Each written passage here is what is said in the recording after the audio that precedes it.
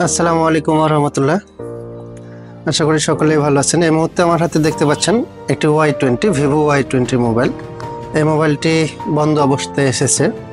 আমরা একটি চেক দিয়ে দেখব যে কি অবস্থা। আমরা প্রথমেই আমাদের চার্জিং কেবলটা দিলাম, দিয়ে দেখব যে এখানে কোনো রিডিং টানে কিনা। দেখতে পাচ্ছেন মিটারে কোনো রকম রিডিং টানতেছে না চার্জারে। তো কি অবস্থায় আছে এটি খুলবো এবং খুলে দেখব।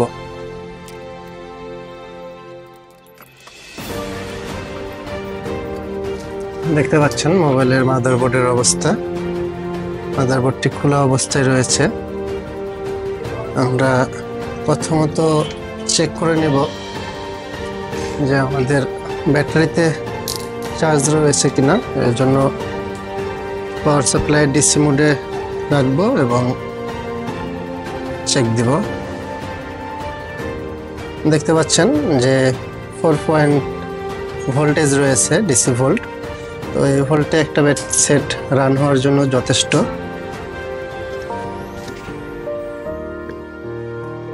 যেহেতু আমাদের ফোনটি চার্জ হচ্ছে না, আমরা সেক্ষেত্রে দেখে নেব যে আমাদের সেটে কোনো রকম শর্ট রয়েছে কিনা।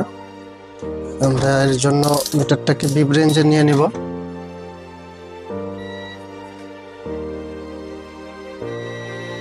আমরা দেখতে পাচ্ছি যে আমাদের বিপ দিচ্ছে ব্যাটারি কানেক্টরে পজিটিভ নেগেটিভে ধরলে। সেক্ষেত্রে আমাদের সেটটি শর্ট রয়েছে এবং এটি ফুল শর্ট রয়েছে। এটা আমরা কাজের জন্য মাদারবোর্ডটি খুলে নেব।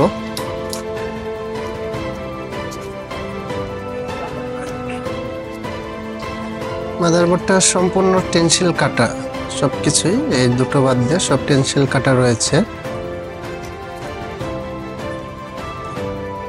তো আমরা দেখব যে আমাদের বোর্ডে কি কি কম্পোনেন্ট শর্ট রয়েছে। আমরা যেহেতু ব্যাটারিতে শর্ট পেয়েছি, আমরা এখানে স্কিমেটিকে চলে যাব ডায়াগ্রামে। ডায়াগ্রামে গিয়ে দেখুন, যদি আমরা এই পাশে দিই, এটা আমাদের নেগেটিভ কানেকশন, পজিটিভেও শর্ট। তো শর্ট রয়েছে এই পার্টসগুলো, এই পজিটিভ লাইনের সাথে যতগুলো পার্টস রয়েছে এর মধ্যে এটা ডিসি টু ডিসি আইসি, ডিসি টু ডিসি আইসি শর্ট রয়েছে, নাকি এইদিকে এসে কোনো ক্যাপাসিটর শর্ট রয়েছে। এই ক্যাপাসিটরগুলো রয়েছে এখানে আমাদের 2G আইসি, পাওয়ার আইসি, এগুলো সব কিছুই আছে একসাথে সংযুক্ত। তো আমরা এই লাইনগুলো যদি চেক দিই, আমাদের সবগুলোই শর্ট দেখাবে। এই যে দেখতে পাচ্ছেন, এই যে শর্ট দেখাচ্ছে, শর্ট দেখাচ্ছে। এবং আমরা যদি এই পাশে আসি, এই পাশে আমাদের শর্ট দেখায়, শর্ট দেখায়, সবকিছুই শর্ট দেখায়। তো আমরা এই শর্টটা কিভাবে ফাইন্ড আউট করব, এটি আপনাদেরকে ভিডিওর মাধ্যমে দেখানো হবে। আমরা বোর্ডটাকে সুন্দরভাবে ক্লিন করে নেব। তো আমাদের যেই কম্পোনেন্টগুলো শর্ট রয়েছে যে এরিয়াতে, এই এরিয়াতে আমরা রজনের ধোঁয়া দিয়ে নেব। এই যে আমার হাতে রজন দেখছেন, এই রজনের ধোঁয়া দিব আমরা সুন্দরভাবে।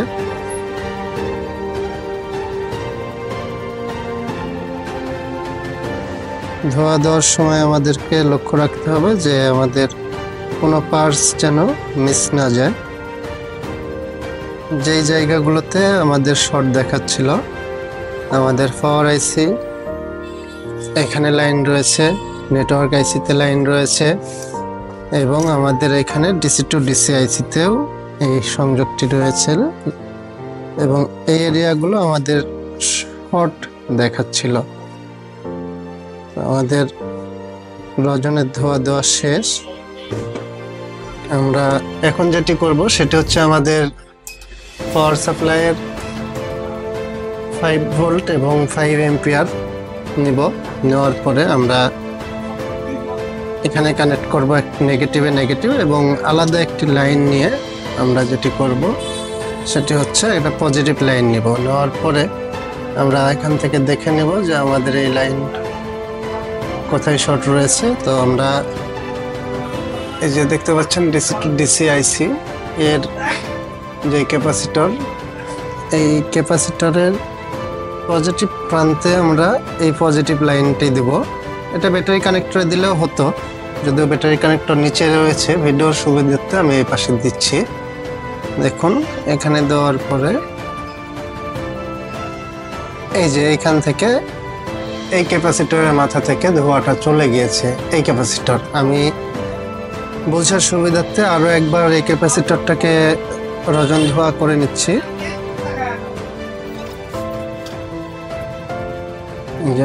আমি আরো একবার সুন্দরভাবে দেখবেন দেখানোর জন্য। এই যে দেখুন আমি এখানে যে ভোল্টেজটা ইন করতেছি, এই যে ভোল্টেজ ইন করার সাথে সাথে যে এর কালারটা পরিবর্তন হচ্ছে এখান থেকে।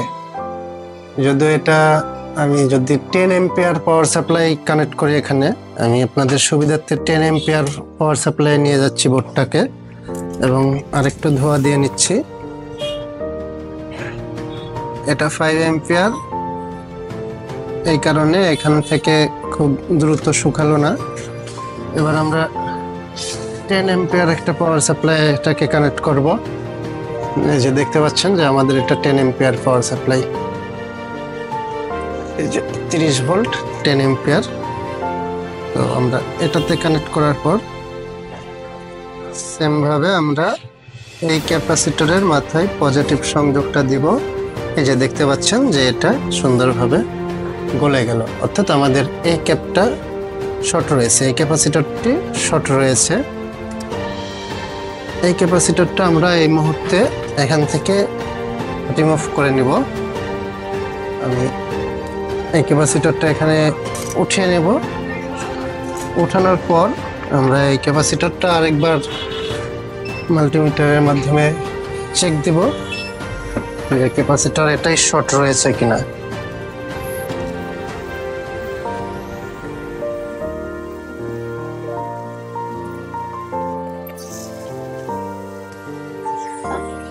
আমাদের ক্যাপাসিটরটি উঠানো কমপ্লিট। আমরা এখন দেখব যে আমাদের এই ক্যাপাসিটর শর্ট আছে না অন্য কোথাও থেকে শর্ট।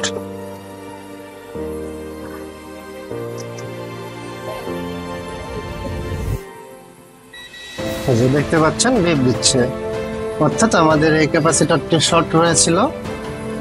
এই ক্যাপাসিটর শর্ট থাকার কারণে সেটটি মূলত বন্ধ হয়ে রয়েছিল। এবার আমরা এখানটা চেক দিয়ে দেখব যে আমাদের শর্ট দেখায় কিনা। দেখতে পাচ্ছেন কোনো প্রকার শর্ট নেই। এবং আমরা এখন ডায়োড ভ্যালুটা দেখে নেব যে আমাদের ডায়োড ভ্যালুটা ঠিক রয়েছে, ডায়োড ভ্যালু ঠিক রয়েছে। আশা করি সেটটি এখন ওপেন হবে। যদি ব্যাটারিতে পর্যাপ্ত পরিমাণ চার্জ থাকে ইনশাল্লাহ চালু হয়ে যাবে। আমরা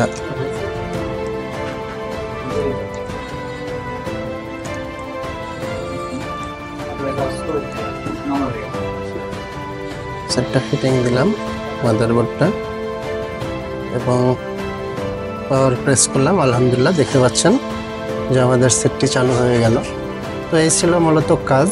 আমাদের যে ক্যাপাসিটরটা ছিল, এই ক্যাপাসিটর শর্ট থাকার কারণে আমাদের টোটাল ভোল্টেজটাই শর্ট হয়েছিল, টোটাল লাইন এগুলো, যার কারণে সেটটি চালু হতে পারতেছিল না। এখন ক্যাপাসিটরটা রিমুভ করেছি, আমাদের শর্টটি চলে গিয়েছে এবং সেটটি ওপেন হয়েছে। ভিডিও যদি ভালো লেগে থাকে অবশ্যই লাইক, কমেন্ট এবং শেয়ার করতে ভুলবেন না। ধন্যবাদ।